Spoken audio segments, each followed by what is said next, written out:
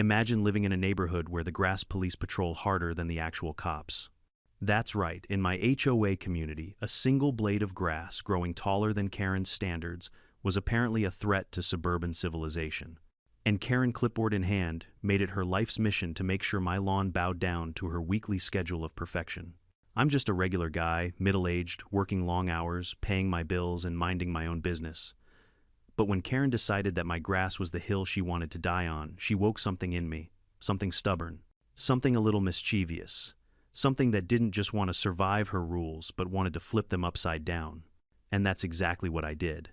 She forced me to mow my lawn weekly, so I gave her the greenest, neatest, most perfect lawn she had ever seen, except for one tiny detail: it wasn't real. Before I dive in, do me a favor, drop a comment below with your location and local time. I love seeing where you're all watching from. Now, let's get into it. I'll never forget the day it all began. It was a bright Saturday morning. I had just finished a long week of work, hoping to finally sleep in, maybe sip some coffee on the porch, while my German shepherd snoozed at my feet. Instead, I was jolted awake by the sound of high heels clacking down my driveway like a judge entering the courtroom. And who else could it be but Karen, queen of the HOA, armed with her clipboard and that permanent scowl she must have been born with. She didn't even bother with a greeting. "Your lawn is 2 inches above regulation height," she announced like she was citing a federal crime. "HOA guidelines require weekly mowing. If this happens again, you'll be fined." Now, I'll admit something, yes, the grass was a little shaggy. But it was mid-June, it had rained like crazy, and I hadn't exactly been timing my life by the growth rate of fescue. I opened my mouth to explain, but Karen cut me off. "No excuses. Everyone else manages. We can't let standards slip. Property values are at stake." Ah, the sacred words of every HOA tyrant: property values. As if my slightly rebellious patch of grass was going to send Zillow into freefall. I forced a smile. "Got it, Karen. I'll take care of it." That was mistake number one. I thought complying would make her go away. I thought if I just pushed my mower around once a week, she'd move on to harassing someone else. But Karen wasn't the kind of person satisfied with control. She craved submission. And once she smelled weakness, she doubled down. The next week she was back. This time she tapped her pen against her clipboard as she spoke. "You didn't trim the edges. Grass along the walkway should be flush." I glanced at the sidewalk. There were maybe 3 tiny strands of grass peeking over the concrete, barely noticeable. But Karen saw them like a hawk spotting prey. And she added, "You left clippings. That's unsightly." I looked at the faint green dust left after mowing something the wind probably would have carried away within the hour. But to Karen it was evidence. She scribbled a note on her clipboard with a flourish that screamed guilty. That's when I started to notice the letters. HOA envelopes appearing in my mailbox like clockwork. Each one contained a notice of violation fines, starting at $50, then $100 warnings of further action if I didn't rectify the situation immediately. It wasn't just the lawn anymore. Karen complained about the timing of when I mowed. Apparently mowing at 10 a.m. was disruptive. Then she claimed my mower was too loud. One time, she even took a picture of me holding a leaf blower and tried to argue that it wasn't HOA-approved equipment. It was laughable, really, except it wasn't, because every letter felt like a scarlet letter pinned on my chest. Every fine chipped away at my bank account.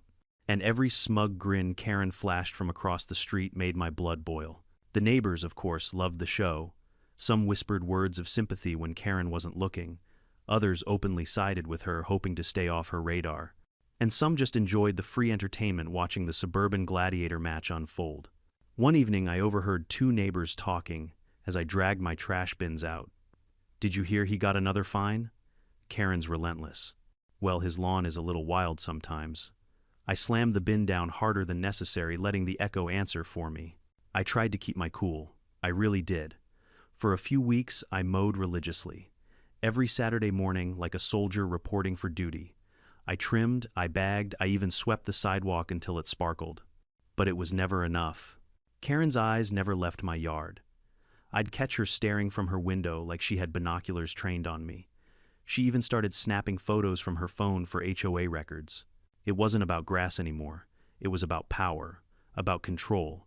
And I was the perfect target, the guy who initially played along, the guy who didn't fight back. But here's the thing, Karen didn't know. I might have patience, but I also have limits. And the more she poked, the closer I got to snapping. The final straw came on the hottest Saturday of the year, the kind of day where the air feels like soup and your shirt sticks to your back before you even step outside. I was out there mowing, sweat dripping down my temples, my dog lying in the shade watching me suffer. And Karen, she stood on the sidewalk, hands on hips, supervising like she was the foreman of a prison chain gang. "You missed a spot," she shouted. "By the fence." I gritted my teeth and pushed the mower harder, fantasizing about all the ways I could silence her voice forever. Not literally, of course, but oh, the daydreams. Then she yelled again. "And don't forget, you need to bag everything this time. HOA won't tolerate clippings." I killed the mower engine and stared at her, chest heaving. She smirked, satisfied that she had broken me down one more time. But in that moment, something flipped inside me. I realized I wasn't broken. I was done. That night, as the sun set and the cicadas buzzed, I sat at my computer and typed 2 words into the search bar: artificial grass. And what I found changed everything. The pictures showed flawless lawns, perfectly green, year-round, immune to droughts, weeds, and most importantly, lawn police. I scrolled through product descriptions, reviews, even HOA legal forums. And that's when I discovered it, the loophole. Nowhere in our HOA bylaws did it say lawns had to be natural. They just had to be green, well-maintained, and consistent with community standards. Artificial turf checked every box, and better yet, some counties actually encouraged it for water conservation. I leaned back in my chair, grinning like a mad scientist who had just discovered fire. Karen wanted perfection. Oh, she was going to get perfection. She forced me to mow every week, but I was about to make sure I'd never mow again. And the best part, there wasn't a single thing she could do about it. If you've ever dealt with a control freak, you know one thing: once they taste power, they don't stop. And Karen, she was like a shark that had smelled blood in the water. The second she realized she could rattle me with her lawn obsession, she doubled her efforts. At first, I thought maybe she'd gotten her fix and would move on to someone else, maybe nitpick the neighbor who painted their shutters the wrong shade of beige or the family down the street with the squeaky trampoline. But no. Karen's spotlight stayed locked on me like I was the star of her personal reality show, Keeping Up with the Grass Offender. And I swear she was everywhere. I'd pull into my driveway after work, and there she'd be standing on her porch with a glass of wine, eyes glued to my front yard. I'd wake up on Sunday mornings to the sound of her sandals clapping against the pavement as she marched by my house, snapping photos like some kind of suburban paparazzi. I started wondering if she had a folder on her computer labeled "Evidence Against Neighbor." Then came the letters, one after another like bills from a collection agency. Violation: lawn not evenly mowed. Violation: excessive grass clippings visible. Violation: mowing outside, approved hours. Approved hours. I had to laugh. When did grass mowing become a regulated activity? Was I supposed to punch a time clock before yanking the starter cord on my mower? And the fines, oh the fines. $50 here, 75 there, one even hit 100. Every envelope felt like another slap in the face. I started stacking them on my counter in a neat little pile, half tempted to wallpaper my garage with them as a shrine to HOA insanity. The thing was, no matter what I did, Karen always found something wrong. I mowed every Saturday at 9 a.m. sharp. Too loud, she said neighbors might be disturbed. I bagged every clipping and hauled it off. She claimed I left residue on the sidewalk. I edged carefully along the fence line. She marched over to point at one single stubborn weed, wagging her finger like she'd caught me shoplifting. It stopped being about the lawn. It was about control. She wanted me beaten down, bowing to her authority, acknowledging that she was queen of the cul-de-sac. And the neighbors, well, they didn't make it easier. Some would nod sympathetically when Karen wasn't looking.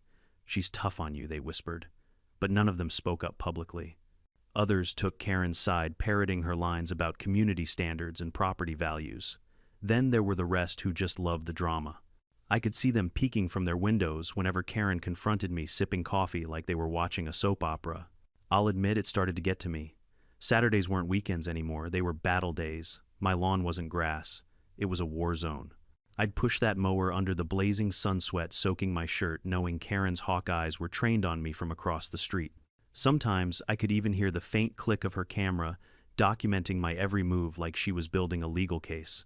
One day I'd barely finished mowing when she strutted up in her pink cardigan, clipboard under her arm like a general carrying battle plans. She didn't even say hello. "You missed trimming around the utility box," she announced. I stared at the small patch of grass she was pointing to, a spot no larger than a coaster. I almost laughed, but her dead serious expression stopped me. "Karen," I said slowly, "do you really think anyone cares about that?" She raised her eyebrows. "I care, and this community cares. Standards matter." And just like that, she scribbled something on her clipboard. Another violation incoming. I wanted to scream. I wanted to rip that clipboard out of her hands and frisbee it into the storm drain. But instead, I clenched my fists, swallowed the anger, and walked away. But something inside me shifted that day. Up until then, I'd been reacting, mowing when told, trimming when told, bagging when told, playing defense while she played offense. But the more she piled on, the more a thought grew in the back of my mind. What if I stopped playing her game altogether? That thought became a full-blown obsession the day she hit me with my most ridiculous violation yet. It was early evening. I'd just finished dinner when I found another letter taped to my door. Not mailed, not left in the box. Taped to the door like some medieval proclamation. It read, "Notice of violation. Grass height inconsistent by approximately 0.5 inch across lawn surface." I actually laughed out loud. Half an inch. Was she crawling across my yard with a ruler? Did she own a NASA-calibrated lawn measuring device? That laughter turned into something else: determination. If Karen wanted a war, fine. But I wasn't going to fight it with mowers and trimmers anymore. I was going to outsmart her. That night I sat down at my computer, HOA bylaws open in one window, search engine in the other. I combed through every clause, every sentence, every tedious paragraph. The rules were clear. Lawns must be green, well-maintained, and consistent with neighborhood aesthetic standards. But you know what word never appeared? Natural. That's when the idea hit me like a lightning bolt. Artificial grass. I dove into research. High-end turf looked incredible, perfectly trimmed lush green and low maintenance. It was practically indistinguishable from real grass, except better. No mowing, no watering, no weeds. And the kicker, not a single HOA rule banned it. In fact, some cities were encouraging it to save water. I scrolled through reviews, photos, installation guides. The more I read, the bigger my grin got. This wasn't just a solution, it was revenge. Karen wanted perfection. She was about to choke on it. She forced me to waste weekend after weekend sweating under the Sunday. She slapped me with fine after fine, humiliation after humiliation. But now I had a way to turn the tables. I leaned back in my chair, a plan forming in my mind. I wasn't going to yell at her. I wasn't going to argue. I was going to smile, nod, and quietly prepare the ultimate middle finger, a flawless lawn that she couldn't touch. And when it was done, Karen would lose her mind. I closed my laptop, heart pounding with excitement. For the first time in weeks, I felt calm, confident, even a little smug, because now this wasn't just about grass. It was about beating Karen at her own game. And oh, how sweet that game was about to get. Every man has a breaking point. Mine arrived on the hottest Saturday of the summer. The day felt like punishment from above. The sun baked the streets so hard, you could have fried eggs on the asphalt. The air shimmered. Cicadas screamed from the trees like tiny demons mocking me. And there I was, trudging behind my mower yet again, sweat dripping into my eyes, shirt plastered to my back lungs, heaving with each push. I'd been out there barely 15 minutes when I heard it, that voice. That smug nasal nails on chalkboard voice that haunted my weekends. "You missed a strip." Karen. Of course. She was standing on the sidewalk in her wide-brimmed sun-hat pink cardigan, despite the heat, and clipboard under her arm like she was the sheriff of Lawn County. One hand shaded her eyes, while the other pointed at a patch of grass by my fence, a patch so small I could have covered it with my shoe. I shut off the mower. The sudden silence was deafening, broken only by cicadas and Karen's sharp inhale like she was preparing for her next attack.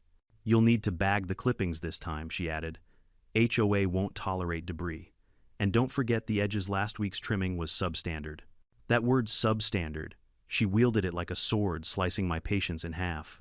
I gripped the mower handle so tight my knuckles turned white. I could feel my pulse in my temples. Every insult, every fine, every smug grin from across the street piled on top of me until I thought I'd explode. I walked toward her slow and steady mower, forgotten behind me. My dog, lounging in the shade, raised his head as if sensing the storm brewing. "Karen," I said, voice low but shaking, "do you have any idea how insane this is? It's grass. Grass.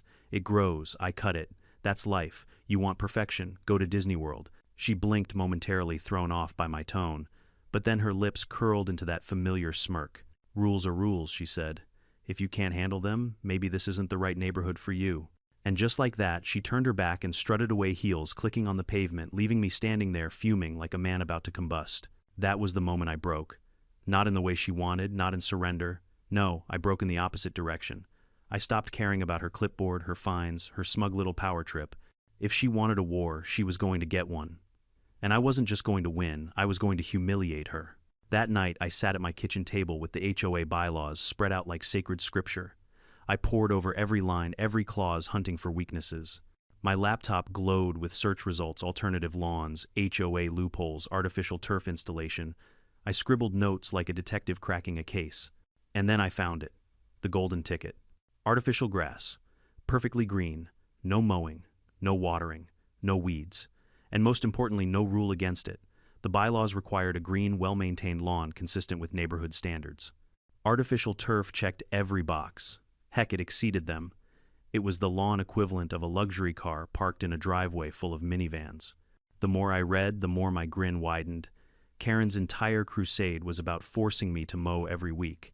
But with artificial turf, there'd be nothing left to mow. Nothing for her to police, nothing for her to fine. It was poetic. She wanted perfection, and I was going to give it to her, just not the way she expected. I clicked through websites like a kid in a candy store. There were rolls of turf so realistic you could mistake them for Augusta National Fairways. Options with different shades, textures, even fake thatch to mimic natural growth. I pictured Karen staring at my flawless permanent green carpet and choking on her Chardonnay. I didn't stop there. I called a landscaping buddy from college, asked him about installation. He laughed so hard when I explained the situation he nearly dropped the phone. But then he got serious. You know, a lot of HOAs try to fight it, but if it's not in the bylaws, they've got nothing. And man, once it's down, it looks incredible. Maintenance-free, she'll hate it. Music to my ears. By the next morning, I was making calls. Quotes, timelines, delivery schedules. The whole 9 yards. Literally. Meanwhile, Karen kept circling. She didn't know what was coming, but I could feel her tightening the noose, trying to get her final digs in before my plan unfolded. One evening, she caught me watering the lawn. Wasteful, she scolded, shaking her head. You know the HOA discourages excessive water use. Another time, she snapped a photo of me edging the sidewalk. Not even she muttered, jotting notes on her clipboard. I wanted to laugh in her face. Let her collect her evidence. Soon, none of it would matter. The delivery day came faster than I expected. A massive truck pulled up in front of my house, stacked with rolls of emerald green turf. The workers hopped out, sunburned and efficient, unloading like they were storming a beach. Karen emerged from her house instantly, like a meerkat spotting danger. Her sunglasses slid down her nose as she squinted at the truck. "What's this?" she demanded, marching over. "Lawn upgrade," I said, casually, sipping from a bottle of water like it was the most normal thing in the world. Her eyes narrowed. "That doesn't look like sod." "It's better than sod," I replied. "Maintenance-free, perfectly green, year-round beauty." She gasped, horrified. "You can't. That's not allowed." I reached behind me, pulled out my dog-eared copy of the bylaws, and flipped to the landscaping section. "Show me where it says, no artificial grass. I'll wait." For once, Karen didn't have an answer. She sputtered, her mouth opening and closing like a fish out of water. Finally, she spun on her heel and stormed off, muttering something about calling an emergency HOA meeting. I watched her go, grinning so wide my cheeks hurt. The workers unrolled the first strip of turf, and just like that, my war with Karen entered a new phase. By the end of the day, my yard looked like something out of a magazine. Perfect blades of grass, uniform color edges, crisp as if carved with a ruler. Neighbors stopped by gawking. Some admired it openly. Others shook their heads in disbelief. One whispered, "Karen's gonna lose her mind." Good. That was the point. I stood there on my porch that evening, cold beer and hand dog at my side, staring at my new lawn like a king surveying his conquered kingdom. For the first time in months, I felt peace. No mower waiting in the garage, no weeds taunting me, no sweat dripping down my back, just perfection. And I knew one thing for certain: Karen's meltdown was coming, and I was going to enjoy every second of it. If victory has a sound, it's the rip of sod coming up in long wet ribbons. By 8 a.m., a crew of 4 was carving my yard like surgeons, box cutters, flashing spades, popping roots, wheelbarrows squeaking toward a dumpster that swallowed my old grass whole. Each scoop felt like deleting one of Karen's emails from my life. The foreman, a sunburned guy named Luis with mirrored shades, walked the grid with spray paint, snapping chalk lines as if we were laying a runway. I leaned on the porch post with my coffee and watched my weekends get returned to me. The spectacle drew people. First, Mrs. Patel jogging stroller and all slowing to a stop. Then Trevor from 2 doors down, beer already in hand because Trevor's clock runs on tailgate time. A middle school bike gang arrived, circling the driveway like vultures. And right on cue, the cul-de-sac gasered open and out popped Karen's sun hat cardigan clipboard like a prairie dog smelling dissent. She came briskly, planting each heel like a stamp of authority. What exactly is happening here? She demanded, eyes locked on the rolls of emerald turf stacked like artillery shells. Renovation, I said, easy smile. Upgrading to a lawn that respects my time.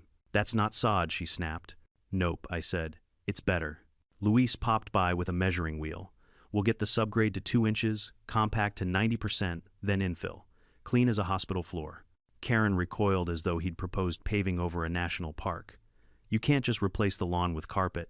See, that's the thing, I said, pulling the bylaws from my back pocket. The word carpet never appears, nor artificial, come to think of it. I flipped to Landscaping and Aesthetics section 6.1. Quote, all visible yard areas must be green, well-maintained, and consistent with neighborhood standards. No mention of biological requirements. Her nostrils flared, clipboard up, pen primed. I'm calling an emergency meeting. Terrific, I said. Call everyone. They can watch. Luis chuckled and motioned his crew forward. They laid a geotextile membrane like a magician's handkerchief, then poured base rock crushed granite that rasped like 1,000 tiny rebellions. The plate compactor roared to life, and the ground trembled, each pass flattening the earth into promise. The kids cheered. Trevor burped approvingly. Mrs. Patel filmed vertical video because of course she did. 20 minutes later, reinforcements arrived. Marjorie, the HOA president, in a visor as sharp as her haircut. Doug, treasurer, whose personality could be expressed as a spreadsheet. And 2 board members who looked like they'd wandered off a golf course. Karen marched at their head like a prosecuting attorney. Good morning, I said, as if hosting. Welcome to the 21st century. Marjorie's eyes scanned the scene tactical. We've received concerns. She glanced at Karen, who nodded as if she'd personally received a vision from the Department of Aesthetics. We need to ensure compliance. I had anticipated this moment so precisely that it was almost boring. Of course, I offered my marked-up copy of the bylaws. Please identify any clause I would violate when this installation is complete. Doug adjusted his glasses and began reading, lips moving. One of the golf guys prodded the turf roll with a shoe as if it might bite. Karen cut in. Artificial grass is tacky. It lowers property values. Trevor snort laughed. Lady, his lawn is going to look like a golf commercial. Marjorie frowned at him. Residents not on the agenda may not comment. Technically, we're standing on a public sidewalk, I said. No agenda required. Also, I slid over a printout the county's drought ordinance. The county encourages hardscaping and synthetic turf to conserve water, provided it visually matches natural lawns. Marjorie skimmed. Even she couldn't ignore a seal-stamped PDF. She pivoted to process mode. Installation must include proper drainage and be maintained free of debris. Luis, bless him, held up a perforated pipe like a trophy. French drains along both sides. Slope to the street. We do rain like Vegas fountains. Also, I said, sweeping an arm toward my neighbor's patchy crabgrass, I humbly submit this plan improves neighborhood standards. A few spectators failed to stifle laughter. The golf guys stopped pretending to be neutral. One murmured, "Man, that's going to be slick." Karen bristled. "This is an aesthetic community. Plastic grass is an insult." Synthetic turf, I corrected gently. High-grade polyethylene with UV stabilization. Feels like the real thing lasts 15 years. Want to touch it? I peeled back the edge of a roll and let the blades whisper in the breeze. She recoiled. "I will not pet your fake lawn." "Your loss," Trevor said already, barefoot and testing samples like a cat in catnip. Marjorie exhaled slowly. "We'll observe. If once complete it fails to meet standards, we reserve the right to order remediation." "Fair," I said. "Measure me once I'm done." Karen sputtered, betrayed. Marjorie. But the president had seen the ordinance. She knew a losing battle when it waved in her face like a flag. With the peanut gallery on pause, the installation turned balletic. The crew rolled the first sheet emerald sliding over silver fabric in a clean unfurl that silenced the street. Luis knelt, running his hand backwards through the fibers. The blades rose with a satisfying shift like a crowd standing to applaud. They seamed edges with precision, tucking a hidden stitch every few inches, then brushed silica sand into the pile with push spreaders coaxing the fibers to stand upright in unison. The compactor hummed again, gentle this time, and the turf settled into place like it had grown there, like it had always been there, like Karen's reign had been a fever dream. And this was the awakening. Neighbors drifted closer onto the sidewalk into the shade of my maple. Questions floated like pollen. "Does it get hot?" "About as much as concrete," Luis said. "We'll mist on heat waves. You can also use T-Cool infill." He opted in. "Do you have to mow it?" Trevor answered for me deadpan, "only with a toy mower." Do dogs ruin it? I whistled. My German shepherd trotted out and flopped dramatically. He rolled, stood, shook, and looked 10% prouder than normal. He approves, I said. We'll hose once a week. Easy. I offered lemonade. Marjorie took a cup. Karen did not. She stood half a step back, arms folded so tight her knuckles went pale, watching perfection assemble itself without her permission. For a tyrant of grass, this was a slow-motion coup. By noon, my entire front yard was finished. Crisp seam lines, invisible edges tucked under steel bender board that clicked like punctuation. The curb strip, too, formerly a weed museum, now a runway of green. Luis misted everything. The blades glistened like dew without the trouble of dawn. That's when the white SUV rolled up. City code enforcement. Karen had called in bigger guns. A man in a sun-faded uniform stepped out, clipped a badge to his belt, and took off his hat. Afternoon, he said calmly. We got a report about lawn materials. Of course you did, I said. Would you like to see my permit? I handed him a folder. Replacement of landscape, no irrigation added drainage maintained per county water conservation ordinance. He flipped through nodding. Looks good. We mostly care about runoff tripping hazards at the sidewalk, and whether it's, he smirked, lime green astroturf from 1973. I gestured. We went with classy golf course, not mini-golf pirate ship. Luis tapped the seam with his shoe. Drainage channels here and here, slope verified. He handed over his contractor's license and insurance. The officer glanced, nodded again. Karen tried one last volley. But property values? He shrugged. Not our department. He tipped his hat at me. Looks nice. Have a good one. When he left, a cheer actually went up, small but real. It rattled Karen. She looked around like a queen, discovering she'd lost the room. I seized the moment.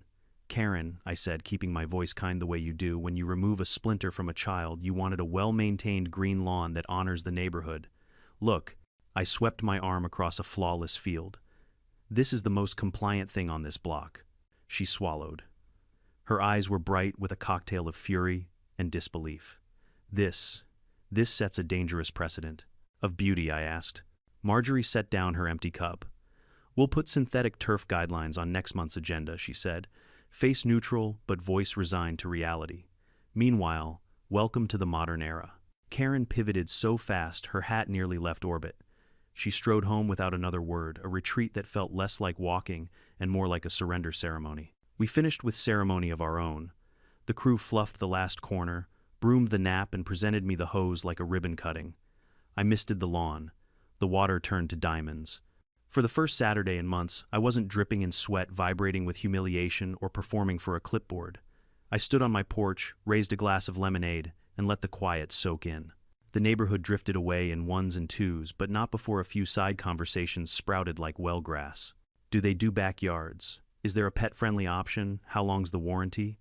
I answered what I knew, and sent the rest to Luis, who distributed business cards like confetti at a parade. Late afternoon, when the street turned gold, I took off my shoes and stepped onto my new reality. It gave underfoot springy as early June. My dog galloped a lazy circle, then collapsed with a sigh that said, finally, this guy gets it. I lay back beside him and looked at the sky. It felt like reclaiming a piece of my life I didn't realize I'd leased to someone else. Across the street, Karen's blinds twitched. For a second, I saw her face there, pale, pinched, calculating. I gave her a friendly wave, then set a tiny plastic mower at the edge of the porch like a lawn gnome with a punchline. Just in case she missed it, I added a small note on a stake near the curb, weekly mowing handled. Petty, sure. But after months of pettiness weaponized against me, it felt like balancing a ledger. That night, the lawn glowed ghost green under the porch lights. My phone buzzed with texts, a neighbor asking for the contractor's info, my buddy sending a gif of a victory dance, an unknown number with a single message, "This will not stand." I didn't need a signature to know whose thumbs had fired that off. I smiled, muted the thread, and set my alarm for nothing. Sunday morning would arrive without the roar of a mower, without the lecture from the sidewalk, without the ritual humiliation. Karen had forced me to mow weekly, so I deleted mowing from my life. And tomorrow she'd realize just how permanent that deletion really was. It didn't take long for the meltdown to begin. By Monday morning, I already had 2 voicemails, both from Karen, both frantic. The first was clipped, almost businesslike. "This is a violation. We will not tolerate synthetic materials in this community. Expect fines." The second, recorded barely 3 hours later, sounded like she'd gone full banshee. This neighborhood will not be turned into a circus. Rip it out or else. I didn't call back. Instead, I brewed a second cup of coffee, opened my front curtains, and enjoyed the view of my flawless emerald lawn gleaming in the sun like a crown jewel. That evening, I noticed a gathering across the street, Karen's house. A half-circle of folding chairs set up in her driveway, HOA board members fanning themselves with manila folders, neighbors trickling in with curious eyes. She'd called an emergency meeting. Of course she had. I grabbed a lemonade, dragged a chair onto my porch, and sat down to watch. If she wanted a show, I'd give her an audience. Karen stood at the front of her driveway like a televangelist, arms spread wide clipboard, replaced with a stack of papers that looked suspiciously like printed-out Google results. This, she declared, pointing across the street at my house, is a travesty, a plastic mockery of our community standards. If we allow this fake grass, what comes next? Plastic trees, inflatable houses. A ripple of murmurs went through the crowd. Some shook their heads in agreement. Others, though, glanced at my yard with something dangerously close to admiration. One neighbor, a mom wrangling two toddlers, raised her hand timidly. But it does look nice. And honestly, I wouldn't mind not mowing every week. Karen's jaw dropped. Nice, nice. It's an abomination. I sipped my lemonade and waved. Thanks for noticing, Jenny. Always happy to inspire. A couple of chuckles slipped out before Karen silenced them with a glare that could have curdled milk. Marjorie, the HOA president, cleared her throat.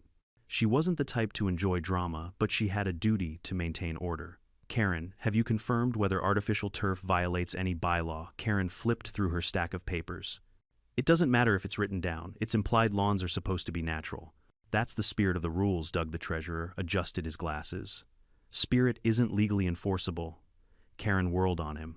Don't you dare undermine me. But Doug was already muttering something about water savings and reduced maintenance costs as he stared longingly at my lawn. I decided to twist the knife. I strolled over with my copy of the bylaws, flipping it open to Section 6. Green, well-maintained, consistent with neighborhood aesthetics. Check, check, and check. I tapped the page. If anything, my yard exceeds standards. Karen, you should be thanking me. Her face turned crimson. You smug little Marjorie, cut her off. That's enough. This is an HOA matter, not a personal vendetta.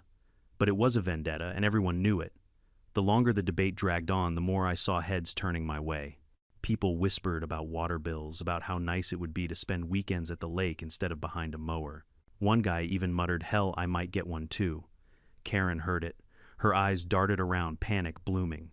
The power she'd clung to so tightly was slipping through her fingers, blade by blade of artificial grass. This man, she shouted, stabbing her finger at me like I'd committed treason, is destroying our way of life. I grinned. If your way of life depends on me sweating in 90-degree heat every Saturday, maybe it deserves to be destroyed. That got laughs. Real open laughs. A sound Karen hadn't heard in a long time, laughter at her expense. The meeting devolved. Karen stomped, shouted, waved her papers like a flag of war. When logic failed, she went for theatrics. You're all blind, she shrieked. It's fake. It's all fake. To prove her point, she stormed across the street, heels stabbing the asphalt, and bent down to yank at my turf. She pulled. Nothing. She clawed at the edge with her nails, grunting like she was wrestling a wild animal. Still nothing. Finally, in a fit of desperation, she kicked off her heels and lay down on the grass, rolling side to side, flailing, shrieking, "See, plastic, plastic!" The neighborhood erupted. Kids pointed and laughed. Adults pulled out their phones, capturing every second. Even my dog joined in, barking happily at the unexpected show. I leaned over the porch rail. Careful, Karen, you'll crease it. She froze hair, wild blouse smeared with silica infill.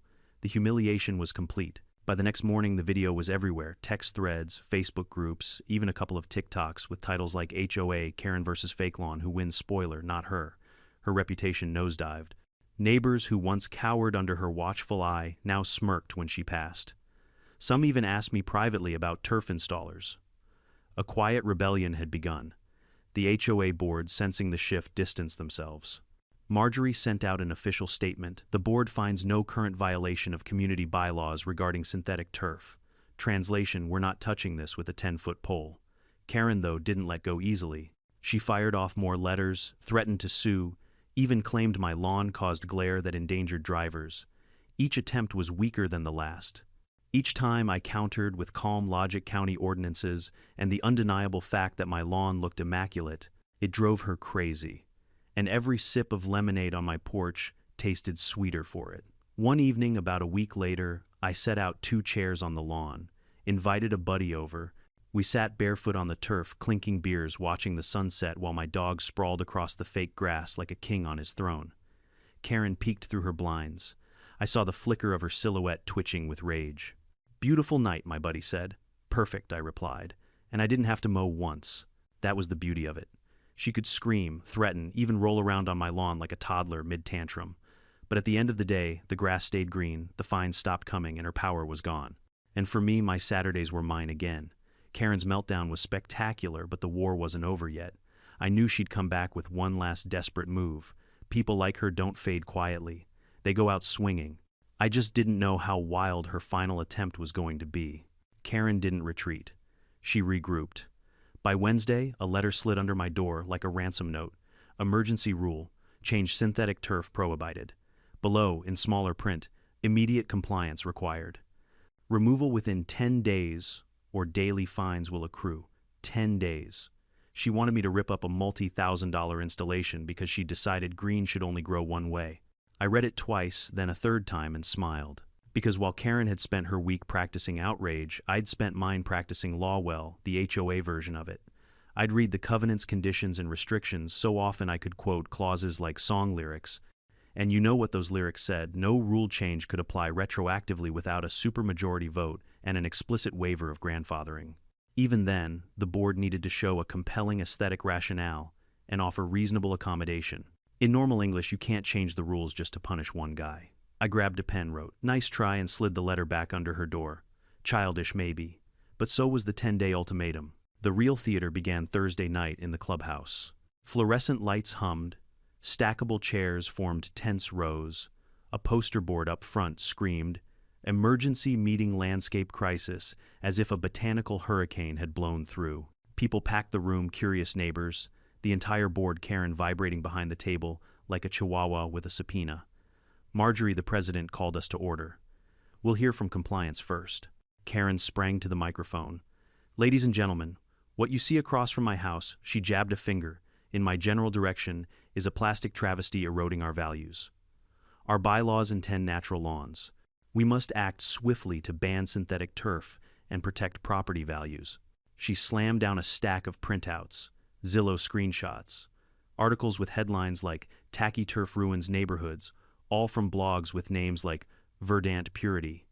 I kept my face still and waited. It took discipline not to grin. Doug, the treasurer, cleared his throat. "Before we discuss, I want to confirm the process. An emergency rule," Karen cut in. "We can pass tonight and force removal. He has 10 days. A murmur rose. 10 days sounded like violence disguised as paperwork.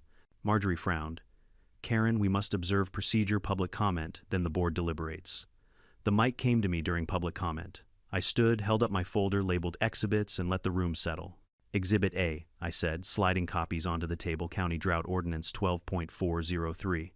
It encourages water-wise landscaping, including synthetic turf, provided it is visually consistent with natural grass. My installation meets those standards. The county inspector already visited and approved drainage. He literally said, "Looks nice." A wave of chuckles. Karen's jaw tightened. Exhibit B, I continued our own CC&Rs. Section 6. Green, well-maintained and consistent with neighborhood aesthetics. No mention of biological. Section 11.3, no rule change may be retroactively applied without a 75% supermajority and expressed waiver of grandfathering. Section 11.5, any change must be reasonable, not punitive. I installed in good faith under the current rules. Doug leaned in reading. He nodded just once, but it counted. I set down Exhibit C, a letter from the county's sustainability office. They're featuring pilot yards that reduce water use. Apparently I let the sentence hang. I made the list. I held up the email with a little county seal and a line that said, "Rebate approved. A check is on the way." That rustle, that was the sound of a room deciding it liked the sound of rebate checks. Karen lunged for the mic. "Rebates don't matter. It's about the spirit of the community." Exhibit D, I said, raising my voice just enough, is about the spirit. It's video of Karen rolling around on my lawn screaming "plastic" while children laugh. Laughter rippled. Even Marjorie bit the inside of her cheek. "It's gone mildly viral," I added, "which frankly lowers property values more than my lawn ever could." Karen flushed so crimson I worried she might combust. And Exhibit E, I said, laying down the last item, is a conflict of interest disclosure, or rather the absence of one. The room stilled. I looked at Karen, then at the board. It turns out Karen's brother owns Elite Evergreen Mowing LLC, the company that holds our HOA's common area mowing contract. A contract renewed 2 months ago with Karen as compliance chair, recommending more frequent cuts due to community standards. A gasp traveled the room like a breeze. Heads turned toward Karen. Marjorie's eyes sharpened. Doug's pen froze mid-scratch. Karen sputtered. That's irrelevant. He's the best price. I placed 2 invoices on the table. Except the best price isn't once you add the compliance surcharge. He bills the HOA for extra inspections. Inspections Karen orders. Inspections that somehow always result in more mowing. Silence. The uncomfortable, heavy kind. Then whispers. Then louder whispers. People shifting, frowning, doing fast math in their heads. I finish gently. I don't care who cuts the common areas. But it seems odd that the person pushing weekly mowing rules also funnels paid inspections to her brother's company. And now she wants to ban the thing that would permanently reduce mowing. It wasn't a mic drop. It was a mic float, quiet and precise. And it landed. Karen reached for indignation but found none left. You can't. This is character assassination. Marjorie's voice was crisp. It's a potential conflict. We will address it. The room felt different now. Gravity had shifted. I sat down, and for the first time since this war began, I felt the board's gaze soften my way, not harden. The deliberation began. Doug started with the numbers: water savings significant. Maintenance cost homeowner, not HOA. Visual consistency high as installed. One of the golf guys admitted he'd gone over to touch the turf, and it felt expensive. That word hung in the air, and a dozen homeowners silently pictured their Zillow estimate climbing a notch. Marjorie took a breath. I propose we draft a formal policy. Synthetic turf is permitted with standards, pile height, color range, edging, drainage. Applications reviewed by the Architectural Committee. Existing installations that meet or exceed standards are grandfathered. A beat. All in favor, hands rose, board members first, then, as if by reflex, some in the crowd. Karen kept her hands in fists. Opposed only Karen. Motion carries, Marjorie said. Applause, polite at first, then freer. Relief loosened shoulders. Neighbors turned, gave me small nods. Trevor from the back let out a celebratory whoop and was shushed, which only made it better. Karen stood very still. Her eyes glittered with that particular heartbreak of a toppled petty tyrant. Not the loss of a cause, but the loss of leverage. She glanced at Marjorie. You're making a mistake. He's undermining me. Compliance isn't personal, Marjorie said. It never should have been. Karen reached into her bag, pulled a manila folder, and slapped it down. Then, I'm filing formal charges. Glare hazards. Heat radiation. Synthetic runoff. I have studies. She fanned printouts like a magician's deck. Doug peered at them. Blog posts, he murmured. From Grass's Life Quarterly. I stood again, not to grandstand, but to finish this humanely. Karen, I get that you care about the look of the neighborhood, but this started as you forcing me to mow weekly. And it became a crusade. You turned a lawn into a battlefield. Something in her face flickered, but it was gone too quickly to save. Marjorie tapped her gavel. Final item. Due to potential conflict and recent conduct unbecoming a board officer, I moved to suspend Karen as compliance chair pending review. The vote was not close. Even one of the golf guys who'd ridden in with her raised his hand against. A dull sound escaped Karen, not a sob, not quite, a collapse of air. She gathered her papers with jerky hands and fled the room, sun hat wobbling like a little white flag that refused to wave. The meeting adjourned and the board filtered out into the night. People lingered. Conversation sprouted. Who's your installer? Do they do backyards? I answered with calm generosity, because winning is sweeter without gloating. Trevor handled the gloating anyway. As I stepped outside, a woman I barely knew stopped me. I'm single mom, 2 jobs, she said, embarrassed. Every violation, it felt like I was failing. What you did, it helps more of us than you know. I nodded throat tight. Then it was worth every minute. At home, I clicked on the porch light. The lawn glowed softly. My dog lay down like a furry comma at the sentence's end. Across the street, Karen's windows were dark. For the first time in months, the cul-de-sac sounded like a neighborhood instead of a courtroom. I poured a nightcap and texted Luis, "You might get busy." He replied with a lawn emoji and $3 signs. Before bed, I opened my email. The county had followed up a photo request for their conservation feature, plus a line asking if the HOA would be interested in partnering on a water-wise community pilot. I forwarded it to Marjorie with a simple note: happy to help, no revenge post, no victory lap, just the delicious quiet of a war ended by paperwork and patience. Of course, stories like this never end with a single gavel. Power doesn't evaporate, it looks for cracks. And people like Karen, they hate silence. They need one last scene, one last scream into the void. I should have known she'd save her biggest swing for the very end. For the first time in months, Saturday morning felt like mine again. No mower roar, no clipboard knocking on my door, no sweat dripping down my temples as Karen supervised from the curb like a foreman. Just quiet. I brewed my coffee, stepped onto the porch, and stared at my lawn, flawless, glistening evergreen. My dog bounded out, rolled twice, and stretched out like a lion in the Sunday. Across the street, Karen's blinds twitched. I almost waved. Almost. But I figured I'd let the silence torment her instead. The HOA board had spoken. The bylaws had spoken. The county had spoken. Everyone but Karen had moved on. The neighborhood started shifting. Slowly at first, like a tide turning. Mrs. Patel, the mom with the jogging stroller, stopped by one morning. I called your installer, she said, smiling sheepishly. They're coming next week. I can't keep mowing with the kids. Thank you for, showing us it's possible. I grinned. Welcome to the resistance. Then Trevor, beer in hand, as usual, announced backyard turf, putting green. Already booked. Within weeks, 2 more houses had joined the synthetic revolution. My once radical yard was suddenly a trend. Karen must have been choking on her herbal tea every time she saw another roll of turf delivered. She tried one last time to rally the troops. I saw her flyering mailboxes with dramatic warnings. Fake lawns cause cancer and synthetic grass lowers property values by 40%. She even quoted some blogger named Green Guy 77. Nobody bought it. In fact, some of the flyers ended up taped to lampposts with doodles, big cartoon speech bubbles that said "Plastic Panic" with Karen's name scrawled underneath. Her credibility had collapsed. The woman who once terrified neighbors into silence now couldn't scare them into recycling her flyers. I'll admit it, I couldn't resist one last jab. One Friday evening, I placed a tiny plastic mower on the edge of the lawn right near the curb. Next to it, I stuck a little sign that read "Weekly Mowing Handled."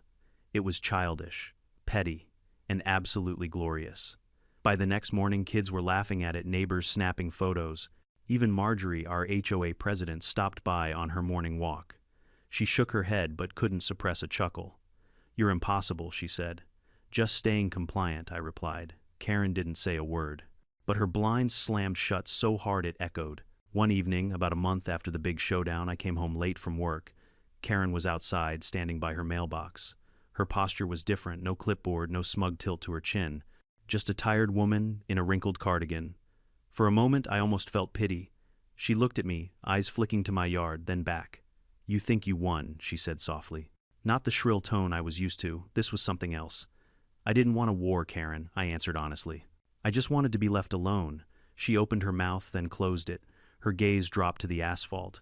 "Rules keep things orderly. Without them, people do whatever they want." "Sometimes order isn't worth the misery," I said. She didn't reply. Just shuffled back inside door, closing quietly. For the first time, there was no slamming, no stomping, no dramatic exit. Just retreat. After that, life in the neighborhood calmed. Kids played in yards without fear of Karen's whistleblowing. Families lingered on porches instead of hiding behind blinds. People actually smiled at board meetings again. The HOA even leaned into the change. With the county's help, they launched a water-wise community pilot program, putting our little neighborhood on a map for once. Rebates rolled in. Marjorie bragged about it in the newsletter like it had been her idea all along. As for me, my Saturdays transformed. I fished at the lake. I grilled with friends. I even started golfing again, ironic, since my front yard now looked better than half the courses I played. Every time I came home, I saw that perfect green stretch untouched by weeds, immune to Karen's wrath. And every time I couldn't help but laugh at the absurdity of it all. Looking back, it's almost funny how something as trivial as grass became the center of a war. But it wasn't really about grass, was it? It was about control. About someone who needed to dominate every square inch around her, and what happens when you tell her no. Karen forced me into a corner. She thought she could bully me into submission with rules, fines, and humiliation. And maybe for a while she did. But in pushing me that far, she also gave me the resolve to push back smarter, harder, and in a way she couldn't beat. The artificial grass wasn't just revenge. It was freedom. It was reclaiming my time, my peace, my dignity, and it turned out to be a victory for the whole neighborhood, not just me. Sometimes standing up to tyranny, no matter how small or petty, creates ripples bigger than you expect. So what's the takeaway? Life will always hand you a Karen. Maybe not with a clipboard, maybe not obsessed with grass, but someone who thrives on control, on making others miserable just to feel powerful. You can spend your energy fighting them blow for blow, exhausting yourself. Or you can outsmart them. Find the loophole. Flip the script. Turn their own obsession into their downfall. It's not just about lawns. It's about life. About refusing to let someone else's pettiness dictate your peace. And in my case, it was about realizing that sometimes the best revenge isn't shouting louder, it's making sure you never have to mow on a Saturday again. So to everyone watching, if you've ever had your own Karen moment, I want to hear it. Drop your story in the comments, whether it's about an HOA nightmare, a controlling neighbor, or just the pettiest argument you ever won. Let's share a laugh at their expense. And if you haven't already, hit subscribe. There are plenty more HOA stories where this came from, drama, revenge, and yes, maybe even a few more plastic lawns. Because in the end, grass grows, Karens scream, but freedom. Freedom is artificial and it's glorious. At the end of the day, this story wasn't really about lawns or even about the HOA. It was about choice, about refusing to let someone else's negativity consume the parts of your life that should bring you peace. Karen thought she could control me through rules and intimidation. But in standing up to her, not with anger but with creativity, I reclaimed something far more valuable than just a patch of grass. I reclaimed my time, my freedom, and my dignity. Life is full of people like Karen. They'll tell you what you can't do, what you must do, how you should live. And if you let them, they'll steal your weekends, your joy, even your identity. But the truth is, we always have the power to fight back, not always with fists or shouting, but with cleverness, persistence, and the courage to say enough. The victory here wasn't just mine. It was for every neighbor who was tired of being policed. It was for every homeowner who wanted to enjoy their home without fear of a violation notice. And maybe it's for you too, the reminder that sometimes the best revenge is simply refusing to play someone else's game. Now, I'd love to hear from you. Have you ever had a Karen in your life? How did you deal with it? Drop your story in the comments below. I read every single one. And if you enjoyed this saga of drama, comedy, and a little sweet revenge, don't forget to like, subscribe, and hit the bell so you don't miss the next wild HOA story. Because trust me, there are plenty more battles to come.